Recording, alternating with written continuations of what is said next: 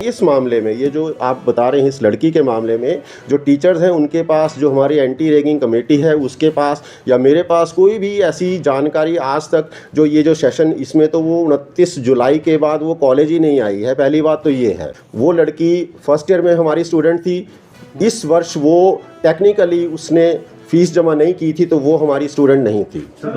Social media पर एक video viral हो रहा है और एक छात्रा है जिसकी मृत्यु हुई है और उसके बाद जो है कई तरह के सवाल उठे हैं इस मामले को लेकर के।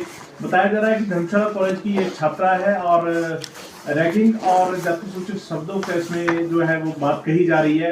कॉलेज प्रशासन का इसको लेकर के क्या कहना है, क्या पक्ष है? और एक प्रोफेसर पे आरोप भी लगाए गए। हाँ जी, सबसे पहले तो मैं संवेदनाएं व्यक्त करूंगा जो पीड़ित परिवार है, जिस बच्ची की जान गई है। तो ऐसा नहीं होना चाहिए था कि एक प्राइम जो एक लॉस है पेरेंट्स को हुआ है, तो मेरी संवेदनाएं हैं पेरेंट्स के प्रति।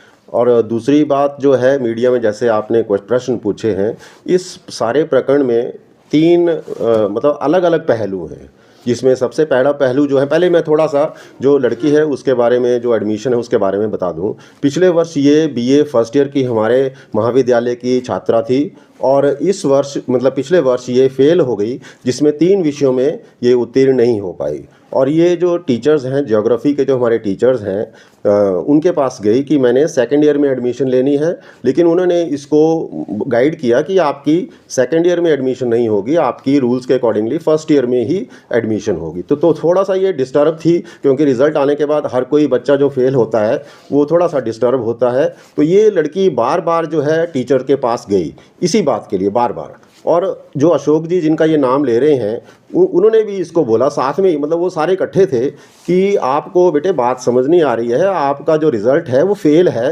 तो आपको यूनिवर्सिटी रूल्स के अनुसार फर्स्ट ईयर में एडमिशन जो है वो मिलेगी। तो वो लड़की थोड़ी सी मतलब वहाँ से चली गई और फिर वो दोबारा जो है महाविद्यालय में नहीं आई। तो जो रैगिंग का मामला था, और इनके मामले में एक चीज़ और मैं बताना चाहूँगा कि उस लड़की ने एडमिशन जो है सेकंड ईयर में तो उसको मिलनी नहीं थी, तो ना ही उसने फर्स्ट ईयर में एडमिशन ली। 29 जुलाई तक वो कुछ दिन जो है महाविद्यालय में आई थी और सितंबर जो है उसके बीच में वो नहीं थी महाविद्यालय में। पर लड़की के पिता का बार बार ये भी कहीं ना कहीं बात सामने आ रही है कि उन्होंने जो है कई बार जो है कॉलेज में भी शिकायत की बात की कही है और उन्होंने ये भी बोला है कि कुछ छात्राएं हैं जो उसकी बच्ची के साथ मारपीट भी करती थी और उसको जो है प्रताड़ित करती थी। ये कितनी तक सच्चाई है, क्योंकि रैगिंग का मामला भी सामने आ रहा है? देखिए, रैगिंग के मामले में हमारी 0 टॉलरेंस नीति है, हमेशा रहती है और रहेगी भी, कि रैगिंग जो है छोटा बड़े की नहीं ले सकता, ना ही बड़ा छोटे की ले सकता, ना ही अपने सहपाठी अपने क्लास के मतलब सहपाठी की ले सकते हैं। किसी भी एंगल से रैगिंग जो है हमारे लिए 0 टॉलरेंस है।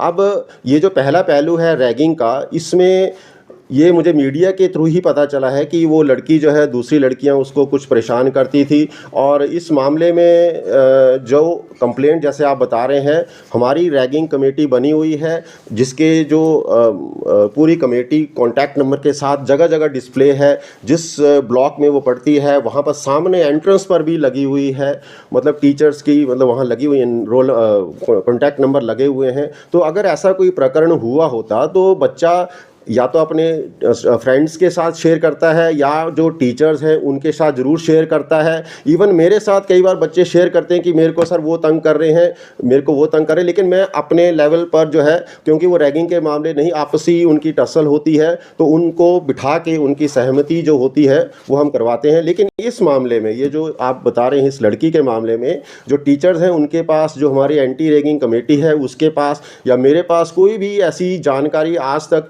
जो ये जो सेशन इसमें तो वो 29 जुलाई के बाद वो कॉलेज ही नहीं आई है। पहली बात तो ये है, महाविद्यालय में 29 जुलाई के बाद वो आई नहीं है। तो ये मतलब जो है मुझे लगता नहीं है कि इसमें ये एंगल है। और दूसरा कि हमारे महाविद्यालय में पुलिस वाले आए थे दिसंबर माह में, उन्होंने उस कक्षा की छात्राओं को बुलाया था, यहीं पर बुलाया था, और मैं खुद बाहर चला गया था। मैंने बोला था कि जो टीचर हैं हम बाहर चले गए, तो जो पुलिस है उन्होंने इंटेरोगेट की बच्चियां जो हैं, लगभग सभी बच्चों का एक ही मत था कि वो थोड़ी अलग रहती थी, किसी से मिक्सअप नहीं होती थी और ज़्यादा वो बात नहीं करती थी। सर सर सवाल यही है प्रशासन का ये कहना है कि मतलब 25 जुलाई 2025 29 जुलाई 29 जुलाई के बाद जो छात्रा जिसकी डेथ हुई वो कॉलेज की स्टूडेंट नहीं थी।